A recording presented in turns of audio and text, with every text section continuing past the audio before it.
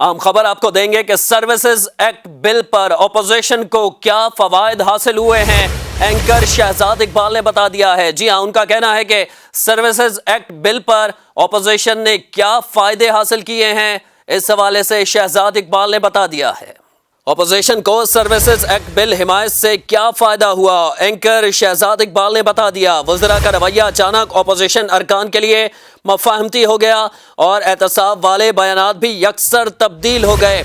हुकूमत नैब कवानीन में तरमीम के हवाले से अपोजिशन की तजावीज़ और सिफारिशात शामिल करने पर भी रजामंद हो गई। प्रोग्राम नया पाकिस्तान में एंकर पर्सन शहजाद इकबाल ने कहा कि अपोजिशन को सर्विसेज एक्ट बिल की हिमायत के दो बड़े फवायद हासिल हुए हैं। एक ये है कि हुकूमती वज़रा का रवैया अचानक अपोजिशन अरकान के लिए मफाहमती हो गया। वज़ीर आज़म और उनके वज़रा के बयानात में वो गरज और अपोजिशन रहनुमाओं के खिलाफ एहतसाब वाले बयानात में यकसर तब्दीली आ गई। और दूसरा सबसे बड़ा फ़ायदा ये हुआ है कि हुकूमत नैब कवानीन में तरमीम के हवाले से अपोजिशन की तजावीज़ और सिफारिशात शामिल करने पर रजामंद हो गई। और अगर ये तरमीम अपोजिशन की मर्जी के मुताबिक हो जाती हैं तो इसका सबसे बड़ा फ़ायदा अपोजिशन जमातों को ही होगा।